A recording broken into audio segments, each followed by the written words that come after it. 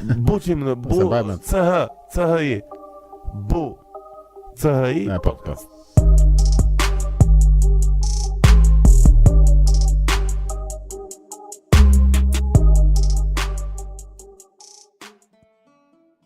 Yeah, so here we go again.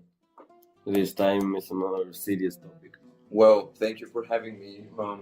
My name is Vesselin Pavlovich. I don't think it matters what I study. I just mentioned that I focus on history partly. I'm of Serbian heritage, Vesselin Pavlovich, even though that was a very, very long time ago. But I speak some Serbian and I'm mentioning it because I think it's relevant to the topic. Yeah, it is relevant to the topic. The topic is Balkan and Balkanism. Balkanismus? Mhm. Is that the thing? It Must be. It must be, yes. I'm pretty sure it is. Balkanicus. Yeah. Balkanicus. But I was actually a bit surprised, yesterday it happened really spontaneously. I don't know how we even got to talking about this certain topic. Maybe we should mention, for the sake of the podcast, what we're going to discuss.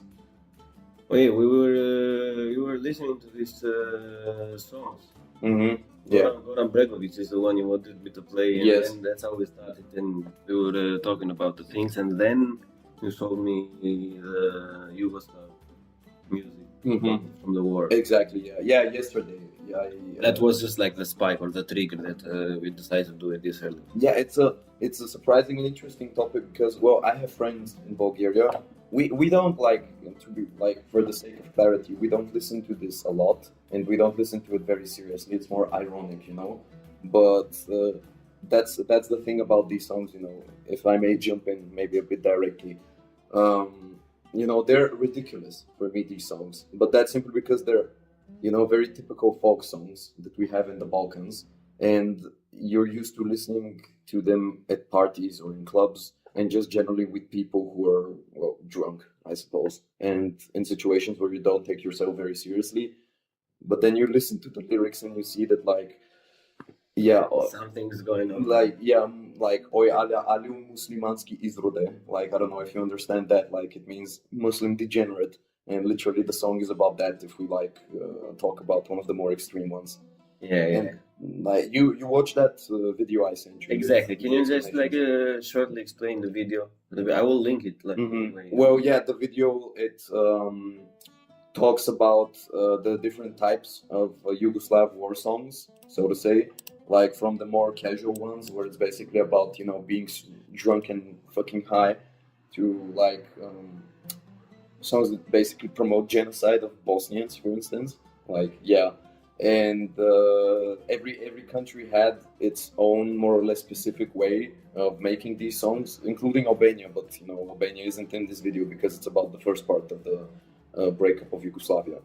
But yeah, every country has its own very specific type of war music, and every song tries to send a different type of message. Like the Croatians, I would say they're trying to somehow distance themselves from the Serbian type of turbo folk. You wouldn't hear the same accordion or maybe the same instruments. That is very fascinating to me, though, because they did that throughout the history. They were more Western than any other Balkan country. Well, starting from the religion, which they are Catholic instead of Orthodox, and from the language that they got the Latin letters from the Frankish thing they were for a long time under. So there's been the cross line.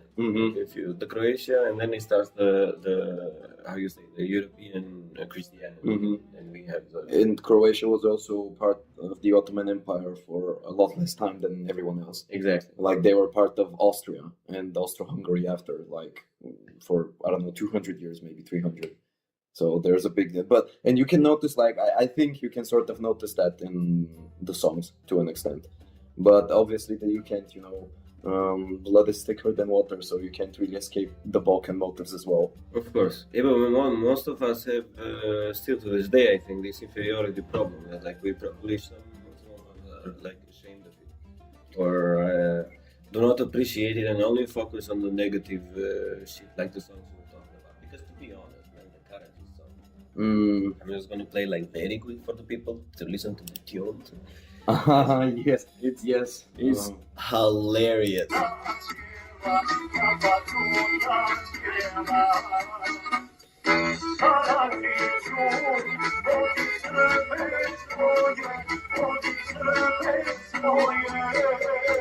See, like for me, that Careful. doesn't understand any shit like what is going on in that song unless I had the lyrics like the last time. Yeah. I'll be like, oh my god, we are having a good time. Yeah, exactly. Yeah. And then he says like, oh, he's gonna protect like literally a war criminal is your hero. I mean, like, I guess like. No, absolutely, yeah. Or like that song about Alia Alu or some other songs. There's like some of them. If you don't understand the lyrics, you can just vibe to them and think it's typical Balkan music, but it's actually like a lot more extreme. It's very interesting, yeah. And that's what makes these songs a bit special, is that like war, it brings out the best and the worst. So like when it comes to lyrical genius, so to say, I guess it can motivate someone to make a song that's gonna like stick around for longer than usual. And you see, usually the songs that are connected to bad times have the tendency to last longer than the songs that are related to good times.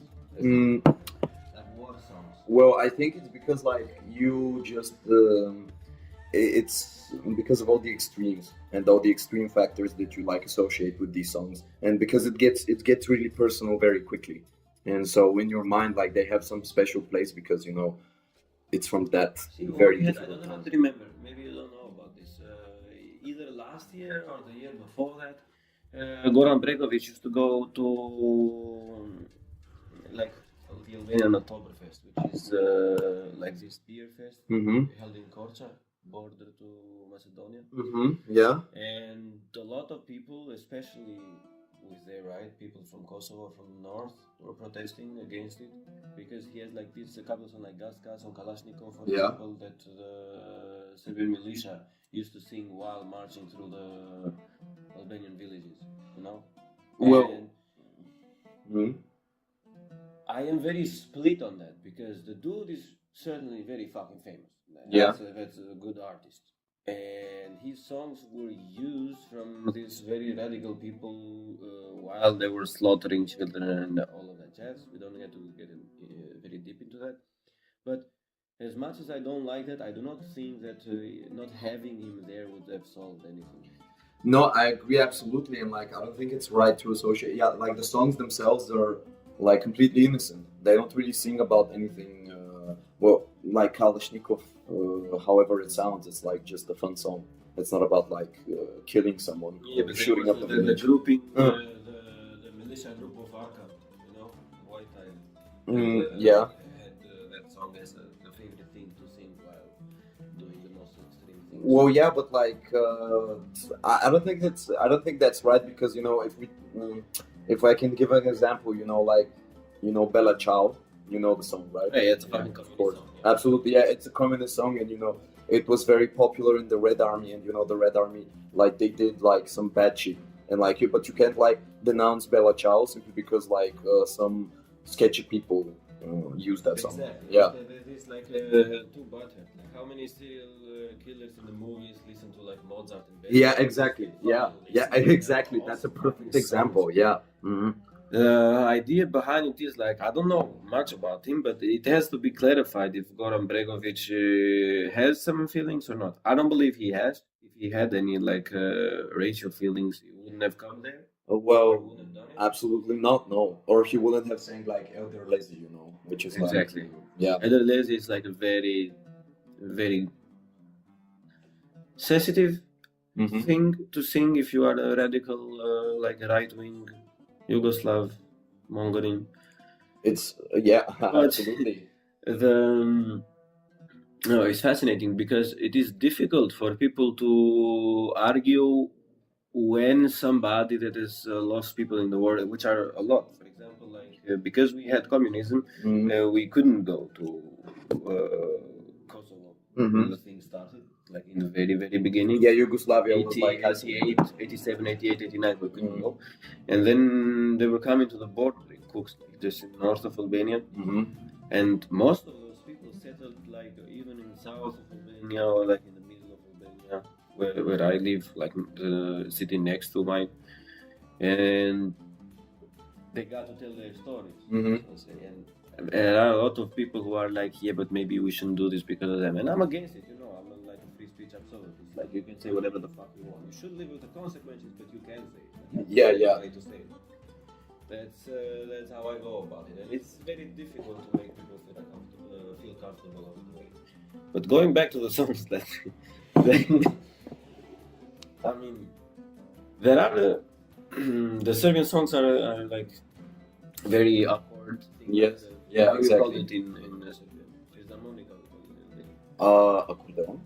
No. No, like that's an. I'm not sure how you call it in Serbian, but in Bulgarian it's accordeon. I assume like it's the same in Serbian. Like most likely it's the same. Mm. Yeah.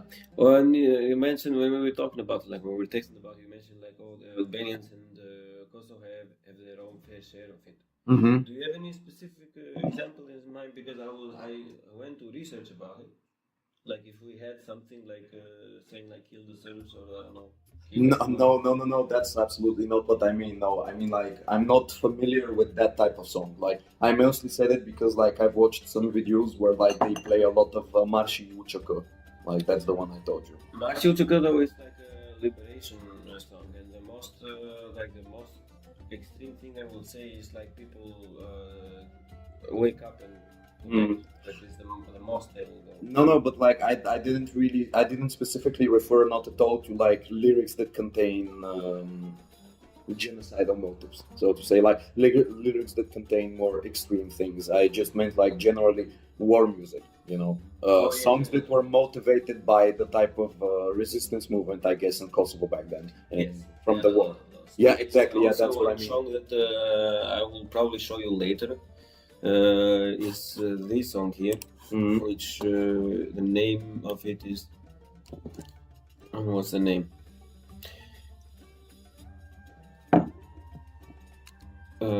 How do you translate this? Can you kill the innocents? So this is about this Drenica village where you know the figure. Yes. Exactly, where he used to live or had his own thing over there. And after they killed the family and killed him, it was very important. They killed every fucking one that had a dick between the legs, Yeah. like even male babies and so on. But that's war, We see the people got a tendency to always forget that every conqueror did that. Maybe this is more unacceptable because it is like modern, but it's still war. No, that's absolutely right. I agree. On the one hand, yes, I agree. And if we go by like the example I gave with the Red Army from earlier, like yeah, they've done some crazy stuff, to put it mildly. But considering the things they had seen and gone through, like back then especially, you can't really go to someone and tell them, yeah, no, don't do this thing in a country that was basically killing everyone you knew the last 4 years.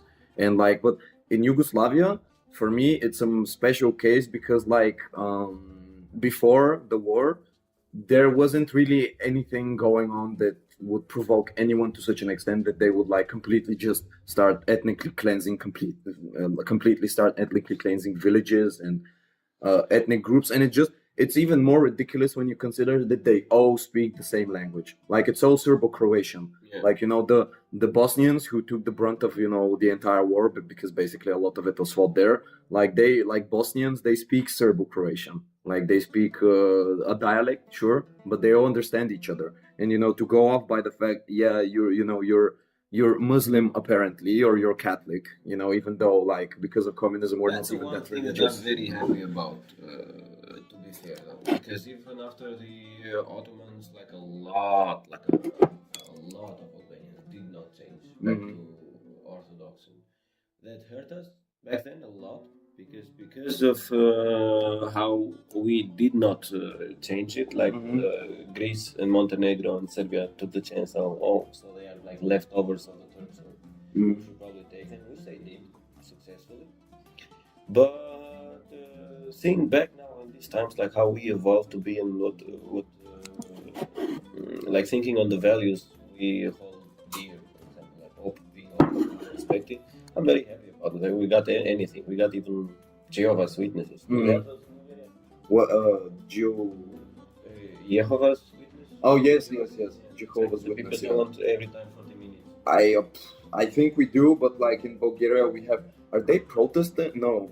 No, they are Oh. like a sect, like a cult. I think surely we have them, but like mostly the cults, not the cults, like the sects we have are Protestant. Like those came in the 90s. But I don't know. I don't know about the religion. Like I don't know if it's. I think like during the Yugoslav war, religion, because again people weren't really that religious, like Bosnians, and I don't think there was like mosques or whatever everywhere. Like they were all, because of communism, they were all more or less atheist. Most Well, of It varied by region to region, of course. Exactly, Like in Albania, that's a very fascinating fact, though. See, in Albania, the mosque that will be built like in the middle of the Ottoman after the Skanderbeg, of course. Mhm. Because people wanted to show, okay, we're gonna play ball. We also want some political power, and we Mhm. also want to take like a post and stuff like that. Or after the communism, because MNOs are fucking demolished everything. You know, Yeah, It was yeah, the first absolutely, country to yes. be like by law, not religious, Mhm, like yeah. on paper. First and only, by that matter. And which also wasn't very bad.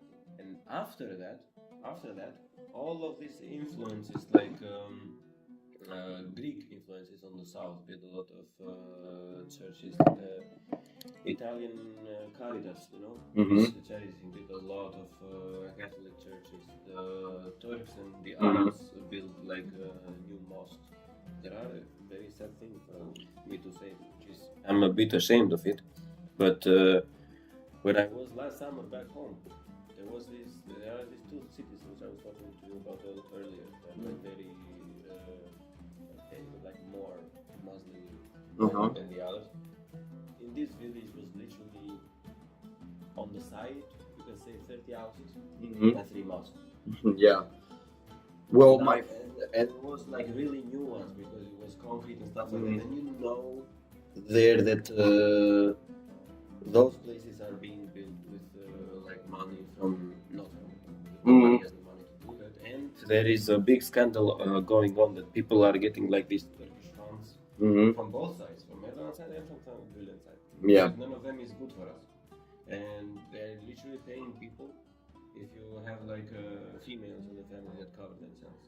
No, wow, really? And the Greeks do that on the south by saying like you see all the Greek minority bullshit. They pay pensions to people that claim themselves as Greek. So you get the Albanian passport, but you say you're Greek by heritage, and then you get a pension every month. Wow, really? And there are so many Greeks that need probably a little bit of help there in Greece itself, and they spend so much money in the outside. So they do this in south of Macedonia also. But there are not so many Greeks there yet again. So.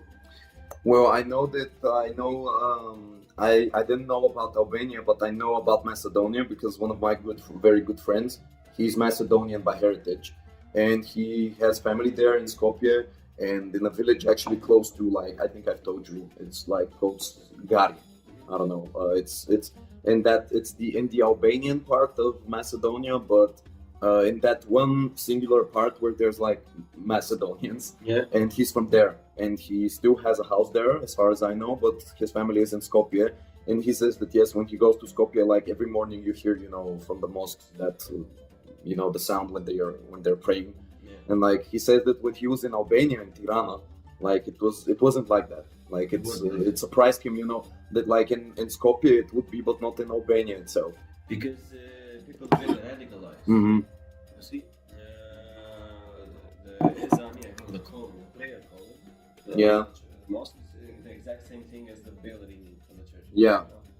The one sings, the other one rings the bell. Mm-hmm. We have it both actually, but it's there is how you say it, like you cannot put it that high, for example. So yeah. you need it in the whole fucking city like they have it in Skopje. They still have it. They wanted to ban it, but see, the EU goes like, oh, but like the human rights and all of that jazz. But here itself, it's not allowed, which is stupid, to be honest, because they will not make it here, but they tell us, oh, you should keep it.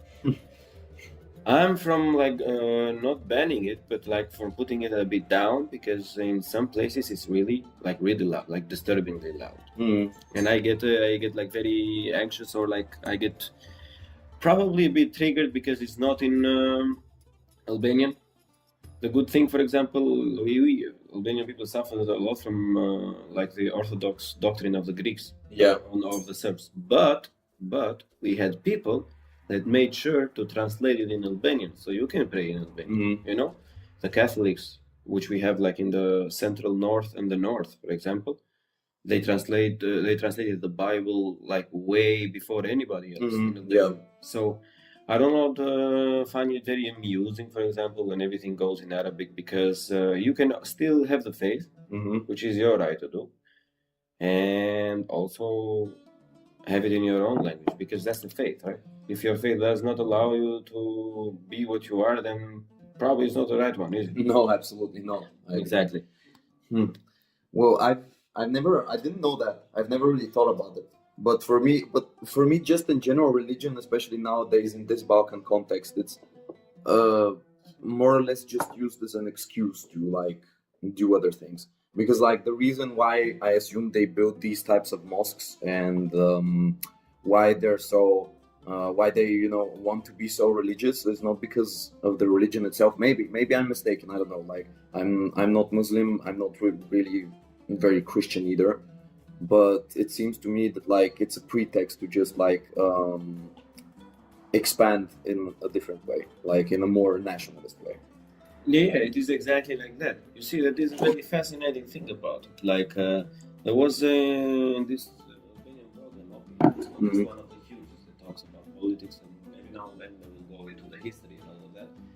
And we were talking about the Albanian parts in Montenegro, Sanjak in Serbia. Yes. And also on the east part, like how do you call it, Bujanovs, Medvej, and Preševo. Mm-hmm. And also the Macedonians. Yes. A very fascinating thing about it is like those people converted to Islam after the Ottomans went away. Wow. Which the saddest thing is that the other Balkan countries do not know this. That they converted when they got out. See, when they were in, they had the protection to somehow like lords and princes, so they can still be Orthodox / Catholics. Mm-hmm. Yeah. But as soon as those ones went away, like the big threat of the Ottomans went away, Yeah. the other threat came in. So now we are till now we were like Orthodox together against the Ottomans. Mm-hmm. But now that they are away, we are going to be in one brutal example: Montenegrins versus Albanians. Yeah. So what they did as a barrier is like, okay, we're going to convert, so we maintain our identity. Mm-hmm. And then that went absolutely very wrong. Yeah. No. Absolutely. I know. I understand you perfectly, and like going back, to the songs and to the breakup of Yugoslavia. That's also the problem that like, a country like that and a region like that cannot function when it's so diverse, because the Balkans, it's a good region, good territory, good climate. There are so many people, so many different people, and you can't have, for instance, the Serbians saying, yeah, we have a country with, I don't know, 15 ethnicities, but we're gonna control everything. Like you have to, no, absolutely, it does not work. Yeah, Federalism, like and federal country. absolutely. Doesn't work. And that's what's ironic is, that they don't realize, like, the people that made those more extreme songs, for instance, they don't realize that, look, like, what they're doing is extremely counterproductive because, like, no matter how many people you chase away, you're just going to radicalize them more, and sooner or later, that's all gonna come back to you. And that's why it broke up, and like that. In that case, I hope so, but you see, it has worked in some places. Because, funny enough, man, like if you go in Buchi, in Tivar, and also like in Montenegro, Mhm. you still find Albanians speaking. A broken Albanian, but they still speak. Mm-hmm. But in Sanjak, I have a lot. I work in construction, Yeah. Like a lot of subcontractors are like from Serbia or Sanjak and stuff like that. Mm-hmm. Everyone from that has an Albanian name and an Albanian last name ending with a Vich, Yeah. Put a Vich in the end and then you are Serbian. Those people literally look me in the eye and say, oh, my grandfather has a flag under his bed, has the white police. Yes. But they don't talk anymore. They're like 70 years only talking Serbian. It was not allowed, it's still not allowed. Now you cannot learn it in school. Stuff like that.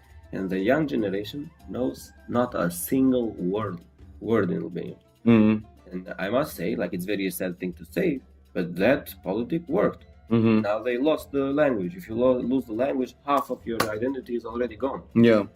You cannot conversate with it, which is the same problem that you have, or not you personally, but like the Bulgarian politics have with the Macedonian. Mm-hmm.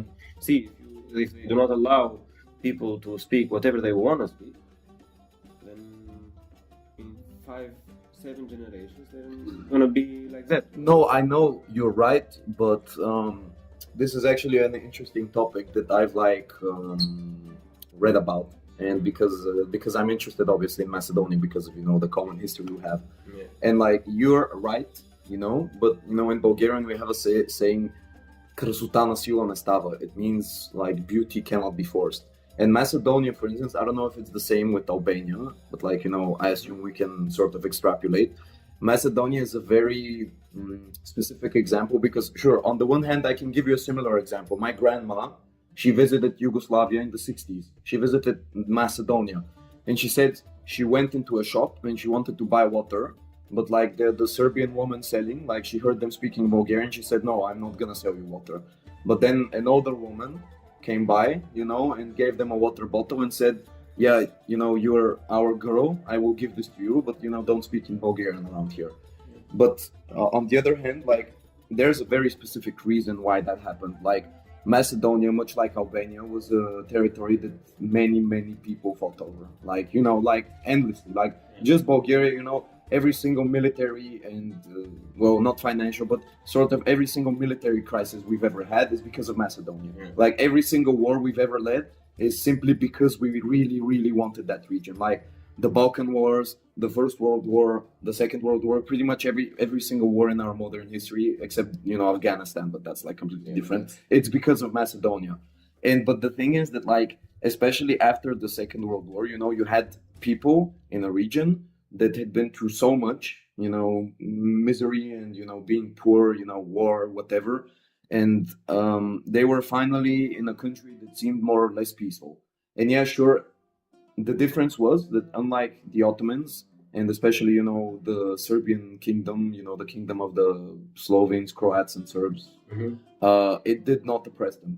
Like that's the thing that Tito did. He said, "Sure." That's only one. That's only Tito. No, absolutely. But like Tito is the most recent person, and he gave Macedonia 45 years, in which he said, "Okay, we don't want you to be Bulgarian, but we also don't want you to be Serbian. You don't have to be forced to learn Serbian. We will just like sort of touch on your language. We will introduce some words that you need." And that's what he did. They changed the language in like 44, 45. Like I've read the document about that. And beyond that, they said, "Now you will be like the Federal Republic of Macedonia or something like that, Federal Socialist Republic of Macedonia. You have like semi-independence in this nation. We will not force you to do anything. You can basically just like more or less live peacefully. The only thing we need is that you say you're Macedonian." And that wasn't that big of a problem because nationalism, like it's still a very strong factor.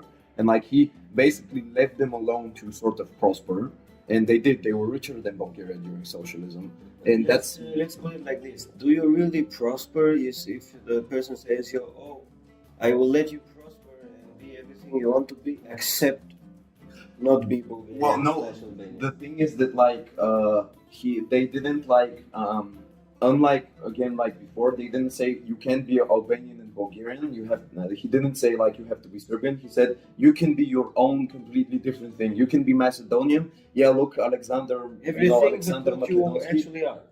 Well, yeah, but like you said, it works. Like give it 50 years, and that type of complacency. You talked about Albanian complacency earlier, but like that's Balkan complacency. And when they give you relative freedom, I only talk about this because I do not want that in these lands, for example, for Bulgars and Albanians to happen the same thing that happens with Albania, with Yarvaniti in Greece. See, those people are almost dead. We have seen some movement now to bring. There are like groups like going to church together, starting singing the songs together, trying to learn the language on their own because we are not allowed to finance them. In school because Greece doesn't recognize minorities, that. And for very long time, let's say 100, 200 years at least, you couldn't even say there is this Albanian traces documentary that goes in every place where Albanians, and the same thing with the woman and the water. Mm-hmm. The north part of the Greece, Samaria, and the southern of Epirus, for Mm-hmm. example, all of them are Albanian, is the most underdeveloped Yeah. part of Greece because they confiscated the lands during the Italian war Mm-hmm. with them, and they can't use it for themselves because it's illegal, because Yeah. it's not their land, it belongs to the Albanians, but they also do not give it back. So it's like empty there. Mm-hmm. Yeah. It's nothing there. It's like it looks literally worse than Albania, and not Greece, like that's on the border. It's a very sad thing to do. And for a very long time, these people were seen as like, I don't know, name it, Turks, Gypsies, Arabs, or Albanians in a degrading manner of saying, and they lost it. Mm-hmm. Like Yorgos brought a girl that he was dating, for example, last name is Dimo, Mm-hmm. because they live in Greece as Dimos. Yeah. Like that is, I have neighbors, Dimo, back home, like literally 3 houses away, and she, after half an hour, we were just talking like, what are you, and then she just like gets quiet and say, yeah, but my father told me not to say that because like people will judge me. And that's a very sad thing. They actually know, but they cannot do it. And I don't want this to happen like in Macedonia or in Kosovo or in Montenegro. Well, yeah, but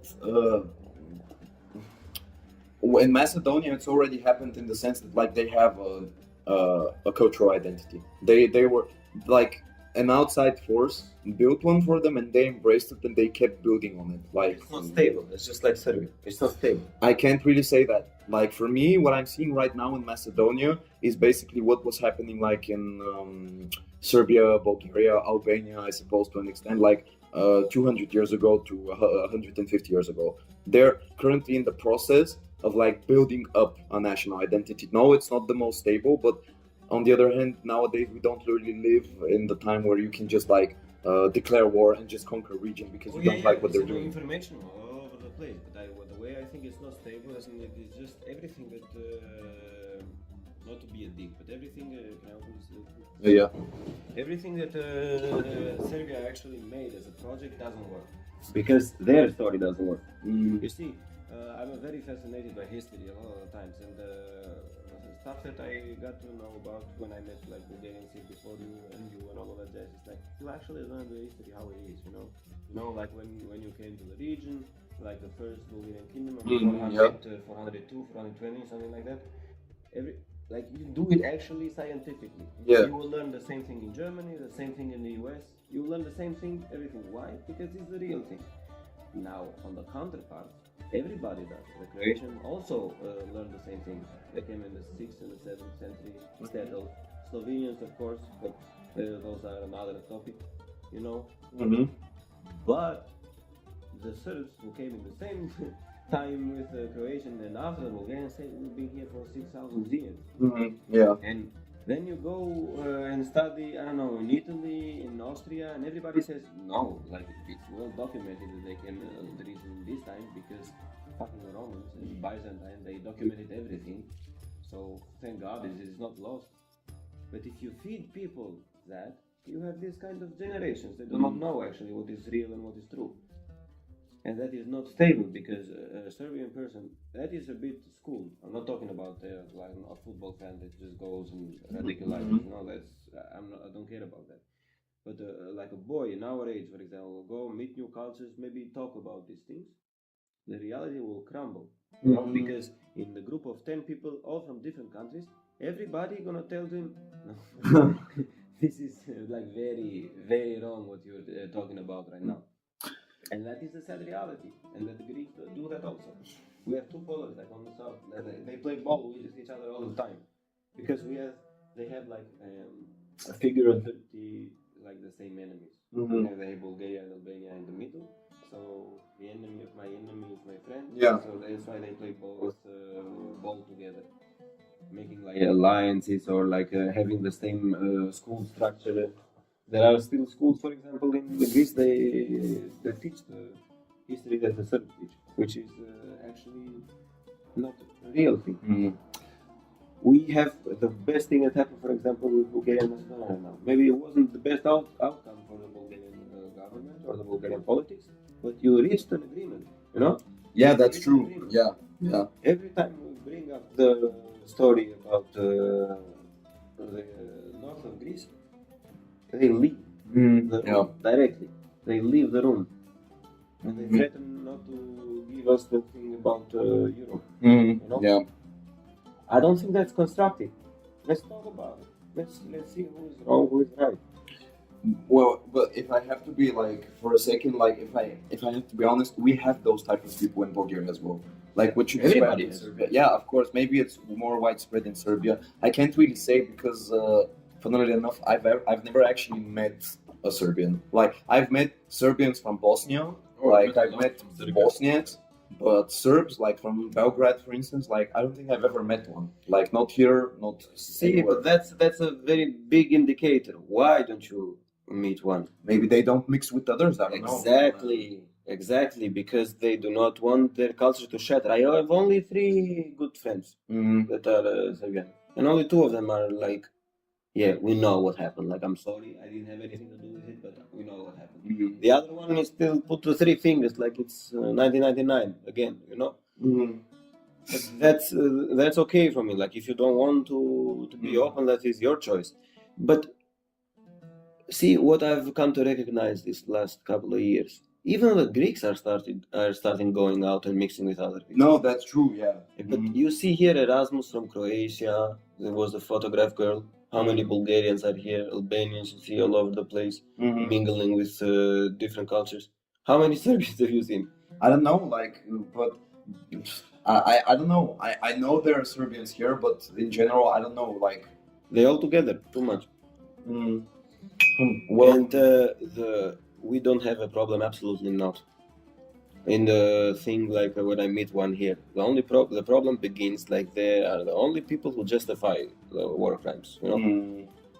And they always say like, oh, the Bulgars did this, the Albanians were like mafiosi and did the crime wars. Yeah, those were criminals. But you actually did it as a chanting policy. That literally was a fucking law to take everything. And you're saying, oh, but that's because of this, because of that. You cannot justify war. It's not like a judge would say, oh, we killed the Jews because we were right. You will never hear that. No, absolutely. That's absolutely right.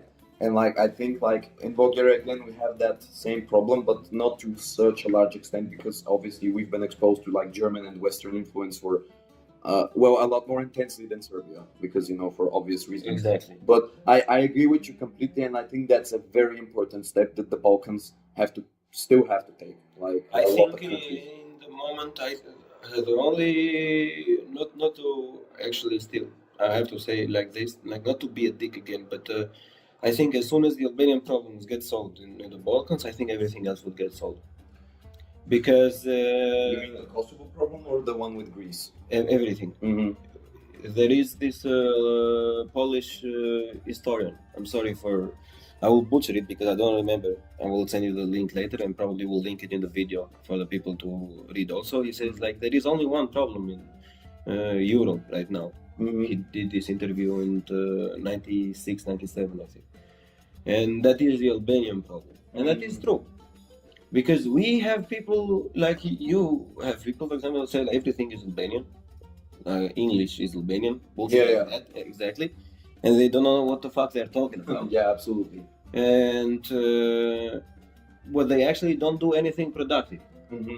And on the other side, you have people that do not accept crimes of war.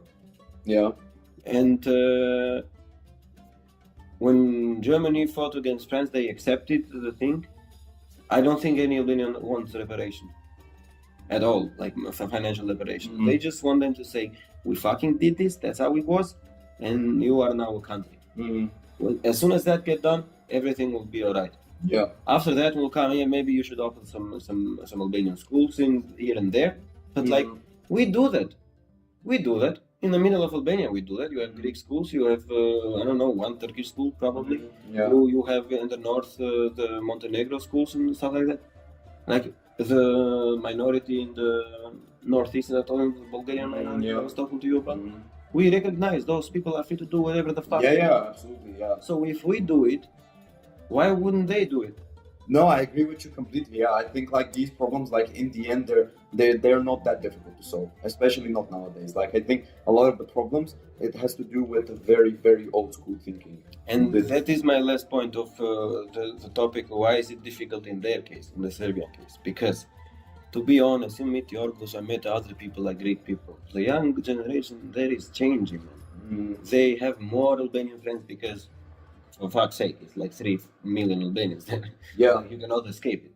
But they're changing. They're more open, you know, they have intermingling with each other, like they know songs. And that's how it starts always. Like you find something funny or something interesting and you want to get more. But you'll never hear them say in a serious way, oh, Albania is Greece. You know, they will only make that for fun nowadays. While the young generation, our generation of Serbia is still like that. That is the only fear that I have. Because they are not changing. Because if somebody that is 50 years old from Serbia says, oh, Kosovo is Serbia, sure, man, you were raised with that. No, absolutely. Like all people that lived in the Soviet Union that like still think Ukraine, you know, it's Russian and stuff like that. Like yeah, exactly. I'm not gonna change their opinion. The Yeah. saddest thing about it is like when they make the church marches and like almost like upper body naked, chanting Yeah. like with shaved head and chanting like death to Albanians. That's sad. That's Yeah. sad, not because I'm afraid. I'm not afraid of anything. Nothing is gonna happen. There is no war again. But the idea is like, come on, man, it's 2022. Can No, we just I have agree. a discussion? I agree completely, and the same with Macedonia. Like, I don't care about Macedonia at all. Like, for me, Macedonia, like, the only thing, like, that's important to me personally, for the sake of historical accuracy, so to say, is that they recognize where they come from. That's it, basically. Beyond that, I don't care. Like, completely, they can do whatever they want. I would be very happy if they were, for instance, in the European Union, because I really want to visit Macedonia. Like my friend, he's been telling me, yeah, we really need to go to Macedonia, but you know, if you want to go, like, it's you gotta bring your documents and whatever. It's not that difficult, but you know, it's a hassle, and I've never done that so far. And like, it's a simple problem. Like, it is very simple, yet they resist it so much, and I do not. There is no other explanation but ignorance. But we reached we reached an agreement. So no, it's like yeah, I agree. And the thing is that like what you described, mingling with other people, you know, that's why it's important to travel, and that's why it's important to like meet people from other places, and that's why I'm sad I don't really have like I've met Albanians, sure, I've met Croatians, many. Bosnians, like I've spoken with them also about these topics, even Slovenians, but Serbians, yeah, no, Slovenians, yeah, sure, they're different, like they're not Balkan, like Probably should just let them go. yeah, no, like so, yeah, Slovenes, like they're like more towards Austria and stuff, but like Croatians, yeah, sure, but like Serbians, like it's I'm a bit sad because of that, you know, because you know my name, like it's Serbian, like I'm of Serbian heritage. And I would like to meet like a Serb, you know, like from Belgrade or something, to like just talk to them about this, or from Niš, you know, like from where my family comes from, Niš. But if he hears this, Luca, I say hello to you. He really knows because I think because he's also very schooled. Like his mom used to work as with this type of things, with politicians and which one was the one who got killed a long time ago? Serbian. In Serbian, yeah. Zoran. Something like A singer? No, the politician. When was that? Like in the 90s or like probably in 2000 something. I'm not sure. I can't really. It was one which was going to open it and like make it a big discussion so it can move forward, and he would just got killed. I don't remember the name. I'm not sure. I'm not sure. I'm not sure I even know him. I thought you meant like Toshi Proeski, but he's from Macedonia, like he's a singer. But that's a that's a different topic. But there have been people throughout the history, like the common history now. They have tried to be like that, and they all got wiped out. Yeah. No, that's true. Yeah, absolutely. Yeah, that's very true. And we've had people like that as well. Like we've had like I forgot his name. There's a park like in Sofia in the center. It's about he was a social democrat, I think, and he was in jail for like 50 years exactly because of that. Like he was also back in during the Second World War, and before that he was like this Serbian politician, more or less. Like if I assume that would be the correct comparison. And we have also in our politics, for example, is the exact opposite of identity politics as is in Serbia. You see, you have this guy right now, which is very not accepted, but the opposition in Serbia is even worse than that. Like it's more right than that. Yeah. While we have the other problem, our right is not even on the center; it's like on the left, and our left is like left. Yeah. And there is this new party that went out now and making like a nationalistic calling, and people were like, "Yeah, no, we don't want that. Though. Like we actually don't know do that. what we are. We are like very, we cannot shut the fuck up about Albania and all that jazz. Like maybe sometimes in humor, maybe sometimes meaning it, but there is no like hard right wing party at all. That's really interesting because like I think every Balkan country has one like that, and they are like semi-popular, I would say. Like in Bulgaria, we definitely have one like that. Yeah, but we don't, and that has hurt us a lot. But I have good feelings about it. I prefer it not to have it. No, absolutely not. No. It's just the problem with those types of parties is that like patriotism in itself. Yeah, I can get behind that, but right-wing parties, it's again.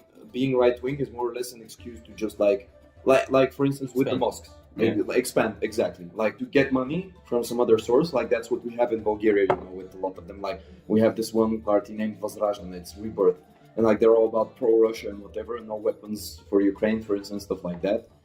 But they ignore the fact that we actually sold like 5 tons of weapons to Poland. 5,000 tons of weapons to Poland, and they sent them to Ukraine. They'll never discuss that. Like they only say that because they get paid. They also forget that there is a very large Bulgarian minority in Ukraine. Absolutely. And they also forget that the first big settlement of the Bulgarians was in Upper Crimea. They forget that. Well, it's really interesting that you don't have that type of party. Like I'm very surprised. Like honestly, I expected like that you would have a very similar 2 hours. Like peer party that was hates one the Greeks and the Serbians. 6-7 years ago. It was a party called the Red and Black Alliance. Failed miserably. Yeah. Like miserably. And this is the other one right now. But the head of the thing is like so corrupt. It's like probably most corrupt politician in the Balkans, which is a very hard standard to beat. And he's like everywhere around the news of the whole thing. He has connection to Bulgarian mafia, Serbian, you fucking name it. Yeah. Every single one. Russian politics he has connection to, and that guy makes a right wing party right now, and people like, yeah, can you just fuck off already? Yeah, we had enough of you. I don't think that type of party will ever be successful. I really hope for the sake of Albania that it won't, because like those parties, they're cancerous. Like no matter what they preach, like in the end, the only thing they're gonna do is like just cause problems in every sense. What we are said about is like the other parties though have no patriotism whatsoever. Nothing. Maybe it's because of the religion. I don't know. Our state is how you say it, like a non-religious state. We do not have a religious state. We'll see our politician where the Pascha is going on, the Easter. They go to the Christian, the Catholics, and then they go to the Orthodox, and then they go to the Muslim. Yeah. So everything is like it's a jungle there in that moment, and nobody cares whatsoever. Like you would be surprised how less we care about that. Because there is this one during the elimination of Albania after the when we were gaining the independence from Ottomans. It's called the Albanian elimination. We had these people who would say like, "Oh, fuck Islam and fuck Christianity. The religion of an Albanian is being Albanian." That's how we survived the thing. Because we would be Greece and Serbia if we didn't have it. Yeah, by now, and that is stuck to this day. Like that is what keeps us together, because it's the same fucking language, it's the same fucking. We have the same names, though. It doesn't matter what religion you are. People marry different religions all the time. That's probably one of the most common things ever. You know which Albanians are very ignorant, like completely ignorant? Albanians that lives outside of Albania. Well, people here in Neukölln, I swear to fucking God, I had people working for me here. It was from Macedon for Kumanovo. Mm-hmm. Yeah. And he was like, I would rather my girl die than marry a Christian German. And I was like, what the fuck are you talking about? How long have you not been in Albania? No, exactly. Yeah, that's like that's really funny because I've heard the same thing about Turks that live here as well. Like Erdogan and everything like that. That like they support him a lot, but they're not really that familiar with what's actually happening in Turkey right now, for instance. And I assume, but that goes for a lot of people that live outside their countries because when you live outside of Bulgaria or Albania or Turkey for an extended amount of time, it's easy to latch on to what's good about the country without seeing the things that need to be fixed. And like it's easy. Which there are plenty. Yes, there are plenty of things to fix exactly, but you can, when you're not there, you can ignore them very easily, and you can see the very obvious good things, because obviously. But you also have to think about them, because I can understand it. Like, I'm not trying to judge anybody, but if it's like somebody who is unschooled, has like a 9-to-5 job or whatever, like working in construction, you clearly do not have many opportunities to read. Probably it's 50-50. 50% is not your fault, 50% is your fault. But you kind of have an excuse to be ignorant. But if you are a person who studies and knows how to use the internet and you still think like that, something is fucking wrong with you, my friend. No, I agree with you completely. Yes, absolutely. And that's that's the thing that the more information you have, the more ignorant you get. Like it's sort of because a lot of people don't really know how to filter all that. And coming back, that's again the problem that we just discussed with the Balkan countries. There's so much information, but people don't really know how to filter it, and they latch on to this particular easy topic that's very let's say pro-Serbian or pro-Macedonian or whatever, and that's the easiest one to embrace. Then getting out of your comfort zone and getting to know someone else. And again, I don't know who's going to listen to this. I don't want to offend any Serbian or Macedonian that's here in Berlin, and they probably don't share this opinion that I have. But I'm seeing it even in Bulgaria. It's just this type of thinking. It's the easiest one. And people, this type of complacency we have in our region, they just gravitate towards that. No, I do not tolerate young people. You don't tolerate? I do not tolerate young people who have an ignorant opinion. You know why I don't tolerate that? Why? Because we have the same tools. Both have the same tools. And you know, because if your family was racist or discriminating, they told you, that house right there, Albanians don't stay with them, or Bulgarians don't stay with them. But yeah, they are. They are. But when you go to speak to other people, you say, everybody is like, come on, man, choose one story. You cannot use whatever. No, I agree completely. Yeah.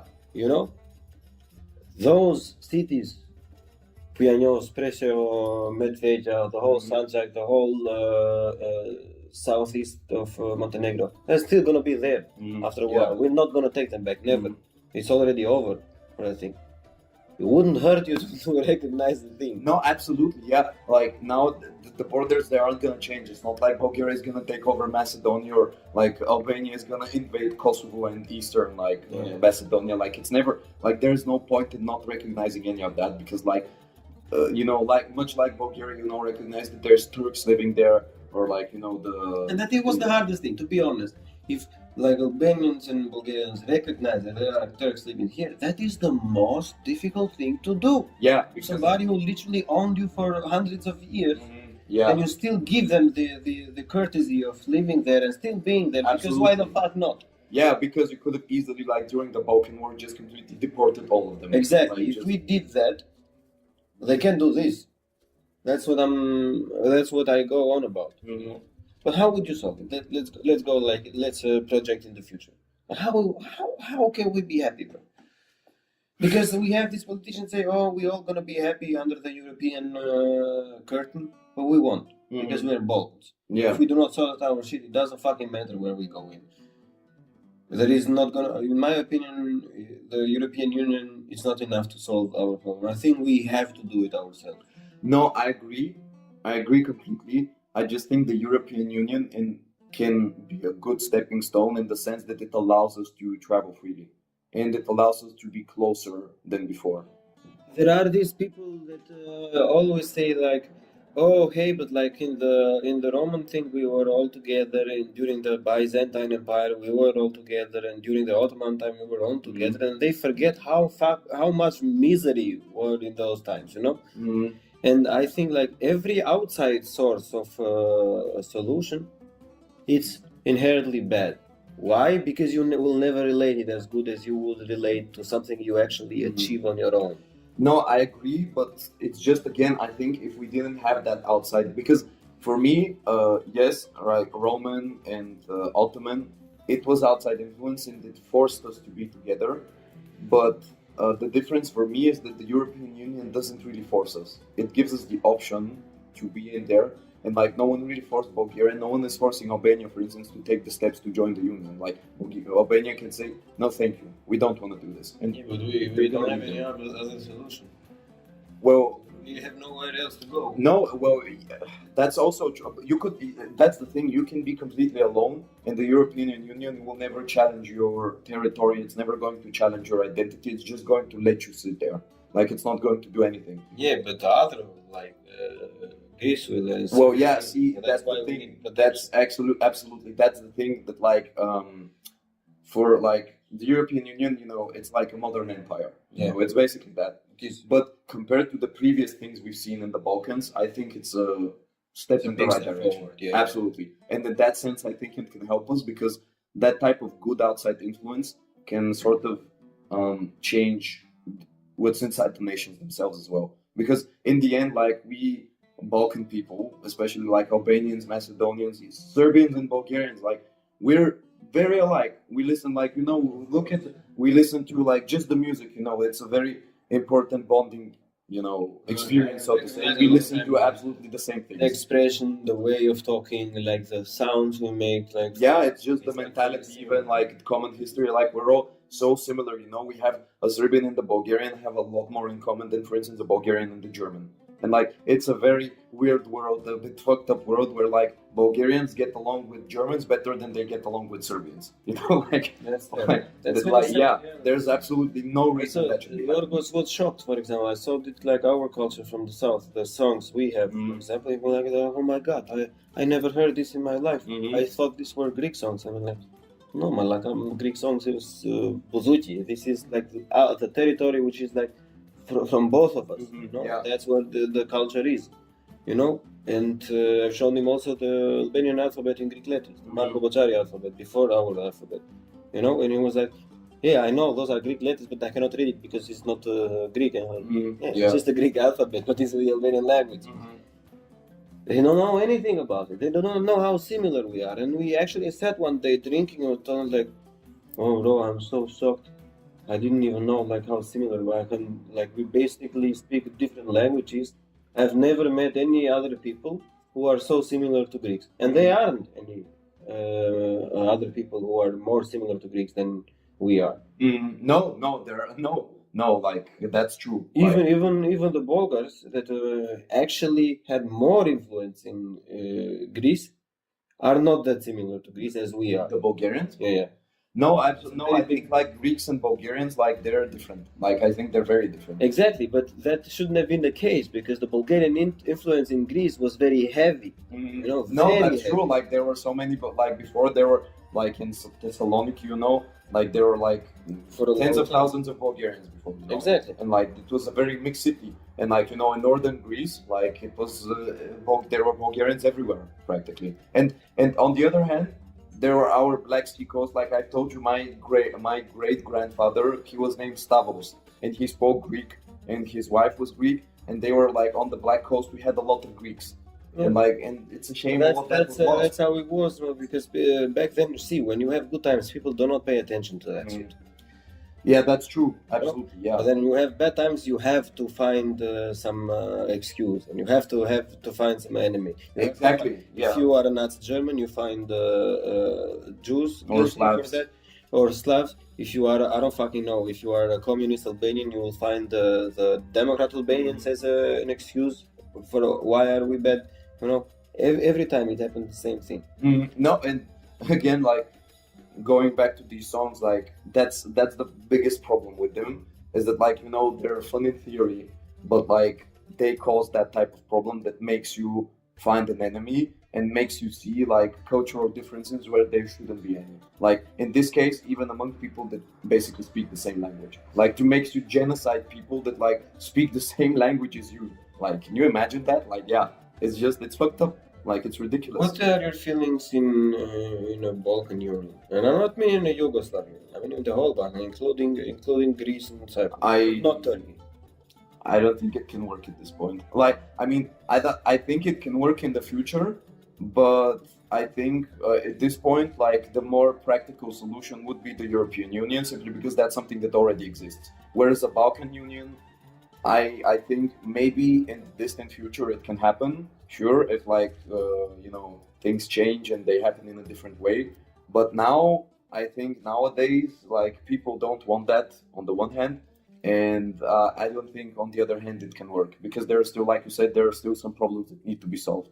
But once they are solved, and once we like there are no, I don't know, territorial disputes, like to put it officially, and we've lived in harmony like for 30-40 years maybe, and there's been sort of a change in mentality, and people just get a bit more educated in general, I think then it can work. But I think by the time we reach that, I think people will have like sort of reached a point where they won't really want to make an official Balkan Union because it already sort of exists between the nations. Yeah, but I will also think that like this is like my subjective thinking and my like also wish. Even if we all make it to the European Union, like as a whole thing, for example, I will still want us like in like a figurative way, not even like a union per se, but to have something on paper, just like the in the European Union to be like a Balkan. I don't fucking know. You name it, like an alliance, a union, something. Yeah. Something just to manifest the joint future and like to see like to make it also for like in the faces of other people, like look, you have always prescribed us like the Balkan gunpowder territories, and we will make something like in name of all the things we are making something that is gonna be exactly the opposite of that, probably only as a thing with nothing in it, but so we actually want to be like those, and I think that will be a very good thing. I think absolutely it will be a very good thing, and I think it can happen in the future, but I can see it happening when we're old. Like I can see a future with that, but I think I don't think it will happen in our lifetimes. No. I think maybe in like 50-60 years, maybe, but maybe you're right. I don't know. You know when it's going to happen? When every country is recognized, when every country is established with not movable borders, and when every minority in every country is recognized and can speak their language and can open schools. That is the only moment and this thing can be open. And even after that, time needs to pass. So like wounds from the past can heal, because there's still like you said, there are still people that you cannot even talk to about this topic because they've seen it. They take it personally. Like for instance, the Croatians that I met in Germany like a few years ago, one of them, like his dad fought, in the Yugoslav war, and like you can't say Serbians are good people, or you can't say, I get along with Serbians, simply because it's personal. And you can't blame him. Like literally the Serbians, they shot his village, like they chased his people away. And how can you go to that person and say, you need to be better, you need to change? It's impossible. Bridges, Absolutely. And like, maybe you're right, it can't happen in our lifetimes because people like that, like maybe their children or their grandchildren can do that. But see, if you had the magic wand, and you probably could solve everything that I tell you, I think those people will still be like, okay, we can do it. Because see, if you say to this person who fought in the war, if you say, but Serbia is recognizing now Kosovo or Croatia for that matter, is recognizing the genocide they made, is saying sorry, is letting people open schools and all of that. Yeah. What other reason do you have? Well, because if you still have reasons after that, you're probably a piece of shit. Yeah, that's true. No. Yeah. No, you're right. Like I agree, and there's plenty of historical examples, like Germany and Poland, for instance. Like Germany wanted to completely kill the Polish, and just 40 years later, like they lived in harmony. Exactly. And yeah. So maybe you're right. Yeah, maybe I'm like too much of a pessimist. I don't know. Maybe too cynical. but it's just No, like, that's a very good thing because it is gonna be like you say. My thing is like, let's take it as like let's think as if it will be. If it's not gonna be, it's gonna be very hard. It's probably one of the hardest thing to do actually. And then it's gonna be also. But I have this also a little bit like to go on the conspiracy a bit. Sometimes, but only sometimes. I don't think the Europe wants us to be happy like that. well, no, they don't really want us to be happy in the sense that like the Balkans are right now a good source of people, because like, you know, smart people, intelligent people, like people with like a normal way of thinking, they go to like Germany or like, you know, Scandinavia, like wherever, and they like help these countries. But like you, like, you know, you're a good engineer. Like imagine how much, like if you continue living in Germany, like you're gonna work for 40 years maybe. Imagine how much you're going to do. Like you're literally gonna make them millions probably, like with the projects you do. And like same for me, if I stay here, you know, if I stay for instance in academia or something, like that's a lot of work you're going to put in the country. And like in that sense, like I don't think they don't want us to prosper. I think they want us to live well. On the other hand, I don't think they want us to change the arrangement we have right now, because like, you know, They the want people to milk it, you know. they want exactly they want to milk it. How? But still, but that's like a realpolitik, you know. That's like it's politics. But on the other hand, I also don't think they want us to stay poor. Like I think they want us to have a better way of living, and I think that's why they give us so much money. But I read this thing about Romania and Bulgaria because you got in the European Union. But you got in the European Union in a very weird way. It was like very dubious if you. Yeah, but like Greece as well. Like we didn't really like the obligation. No, we had to Greece fulfill. went in the European Union just because they are on the border. No, yeah, they didn't fulfill any of the obligations. Like their currency, you've probably seen that like they joined in what 76, 78, something. Like their currency before that was like, you know, going straight up, like every year, just massive inflation. And they joined the euro, and like it suddenly became stable. But before that, like that was completely unacceptable. Like they wouldn't have ever let, like, for instance, Spain or France in the union. Well, okay, that's a bad example because they created it, but like a number of, like Denmark, for instance, if like it was like that with them, they would never have let them in. They are not letting us because of bullshit. Yeah. You know, when we started to get the negotiation status, we had 5 things to do. In the end, we've done 17 things. No, I know, like Still thinking about it, you know. yeah. Which is a good thing. Which is a good thing because in that stuff they want us to be better.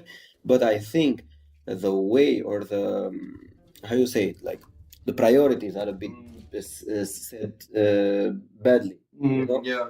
I don't think the priorities in the Balkans is like, oh, be open, be diverse, accept LGBT or accept this, accept that. You have to school people first. You don't have to even preach acceptance. You just give the people the opportunity, build schools, invest on it. The people will always choose the good thing because that's true. there's more stress. If my life is going perfectly, and if I have no persecution whatsoever from any direction, why would I hate a Greek or a Serb? Absolutely. Like me, for instance, right now, like I said, I don't really hate anyone. Like I can, because I've read about it, like I have some opinions, but it's nothing personal. Absolutely not. Exactly. Take an Albanian farmer. If you have a joint market with same rules for everybody, and he can sell his product, why should he hate the Serbian market and the Greek market right now, which actually buy stuff from Tunisia and all of that and sell it for the half of the price in Albania? Yeah. So the farmers have to like throw everything down the river because it's not getting sold. Yeah, absolutely. If you give that person the opportunity, he has no reason whatsoever to feel bad. Exactly. That's like, again, like that was also my point when I said about how they built, you know, the Macedonian identity. They gave them that type of opportunity to just live peacefully and to not have to hate anyone. And that's why they embraced the idea they had. And you know, when it came, if we take the Albanian farmer, the idea would be live in peace, you know, with the others, and share the same union, share maybe the same currency, share the same market, and he would be okay with that. And the same with Macedonians earlier, like it wasn't that type of union, but it was, you know, that type of idea. And you know, people, when they live peacefully, they can accept something much more easily than when you force it on them. Exactly. And this is to be like a joint thing from everything. See, like you can sell which is a very major problem for them. Because it's Serbian grain, which is the lowest quality in the Balkans, for that matter, and milk. But it's very cheap. And when, when it enters Kosovo and Albania, it enters because you need the mass, you need the volume of it, you know? But if you even think about selling some Albanian goods in Serbia, you have to certify everything. You have to go to this, to go to that, pay this custom, pay that custom, pay this, pay that. So it's not a fair game. Yeah, absolutely. That will make especially poor people and unschooled people very angry with it. Yeah. No, you're right. It's but until we reach that point where even like the average Albanian farmer is happy, you know, and glad, at least, you know, okay with the situation, I think a lot of time needs to pass. I don't know. Well, not a lot of time, but more time needs to pass, definitely. Like there is this things they have for the Western Balkans, the Seva Convention or something like that. I don't know the names very good. I'm very bad at it. Sorry, people. But now you can move with ID cards in, I think, Montenegro, Macedonia. You can go with an ID card, not with passport. I think Bulgaria also, probably. Serbia also. How does it work? It only works in Montenegro and Croatia because there are only places that are actually building it and like want workers. Like the most of people that work here in construction, they have worked in Croatia before and in Montenegro. I swear to God. Interesting. No? And work like 5 years there, and then they come working here. And they are very happy about it. They do not feel how you say it, discriminated from them. Yeah. But you never hear, oh, I went to work in Serbia. I have heard Albanian people literally working in Kazakhstan. Can you believe that? Wow. That is mad, bro. I mean, that is not so mad because they're literally Albanians every fucking where by this point. Yeah. But you feel accepted in Kazakhstan, but you cannot feel accepted in Serbia. It's very sad to me. It's very sad to me. For fuck's sake, we all drink rakia. For Yeah. Just for that thing, like, come on, man. I agree, but no, it is sad. Sometimes I think how would my life have been if my great grandfather had decided to go back to Serbia and not stay in Bulgaria. Yeah, that would have been very interesting, actually. See, there is also this thing also with full people there. If you study albanology in Belgrade, which you can, it's on the Oriental. While Albanian is an Indo-European language, one which I'm proud of to say one of the oldest one and well-established one. Well, it's very unique. Like I don't think there's any other language that's like. It's not, because you know there's the Slavic, Germanic languages, but Albanian is all. It's just Albanian. It's just Albanian. There is nothing like that is on the same thing together, and this is derived. Like it's the only language you can extrapolate Illyrian writings of. Like there is no other language that can. But I'm not saying it's 100% by a landslide. It's not even compared. But you can, if you go deep into it, you can do it. And to put it as Oriental, it's pathetic. It is pathetic because you are studying, you are academics, you know, you should go by the science. Because if you study the same thing in Vienna or in Rome, you would learn it. Absolutely, yeah. It would be a completely different thing, yeah. That's true. But that's about, you know, here we come back to the quality of the education itself. And like it's in Bulgaria again we have a similar problem, but like yeah, it's true. And that's what happens when you mix history with politics and with ideology. And it's also one of the main things that's keeping us from fixing these solutions, because you can imagine when you've learned your entire life to do something like that. Because I'm so very enthusiastic about history and ethnicities, I also get very angry because it's literally it's 51% of the culture is the language, and I also get very mad when some people that like, oh, Bulgarians is like, oh, like these small Russians, because there are so few people, which is a very sad fact. There are so few people that know that the Cyrillic alphabet was actually made for Bulgaria. Yeah, well, not for Russia. They actually took it after, like the Kiev Rus took that from the Bulgarians. Not they didn't have it. They are so. I made the podcast in Albanian when the Ukrainian war was going on. Mhm. You know, which I explained a lot because it was this like new Albanian girls. Oh my God, pray for Ukraine, which Yeah.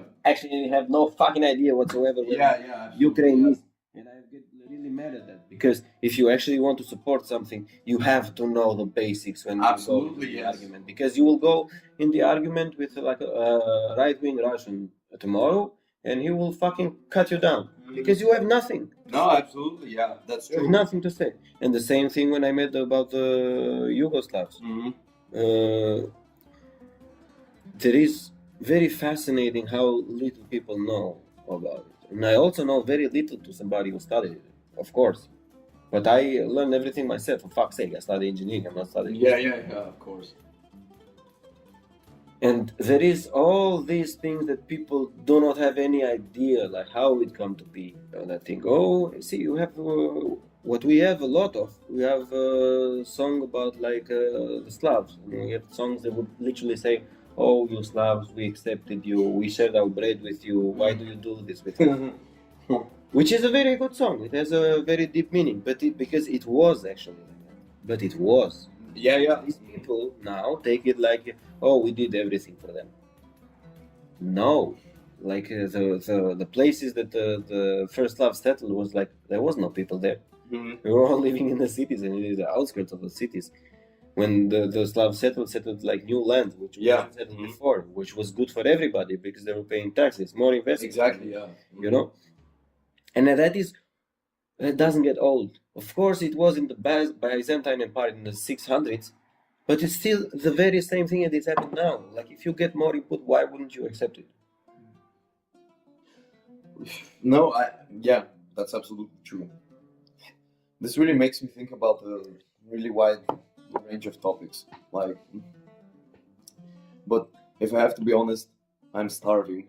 Like, this is the reason maybe you're noticing that I'm not as energetic as before. No, it's alright. It's alright. And like, I don't know, maybe I should be leaving you because you're not you when you're hungry. Yeah. I also don't have a sneaker to go. No, yeah. So like, No, we can pick it up another time. I think this is a very good start. Maybe the next time we'll have something. yeah, we definitely could. Like, I hope you're happy with the topics we chose, and whoever will be listening. I don't think anybody gets to decide if they're happy or not. Like, No, just the manner in which like I discuss them because they're very sensitive, and especially for people from the region that we're discussing. So. Yeah, but I feel that's our job, though.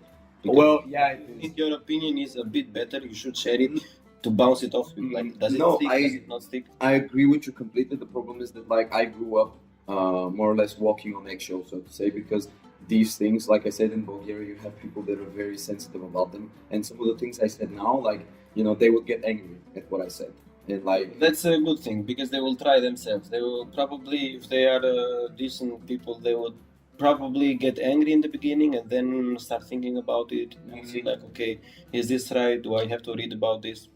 If I make one person do that, I've already no, that's won. true. That's I already absolutely won. true, yes. No. You're right. Yeah, that's true because Only one is enough. Yeah, like Only one absolutely. is enough. Because that person might make like two people think, and like slowly but surely, it's going to lead to a change. Okay, Vesco. Thank you for being here, and we will see each other next time. Yes, of course. It was a pleasure talking to you. Bye, people.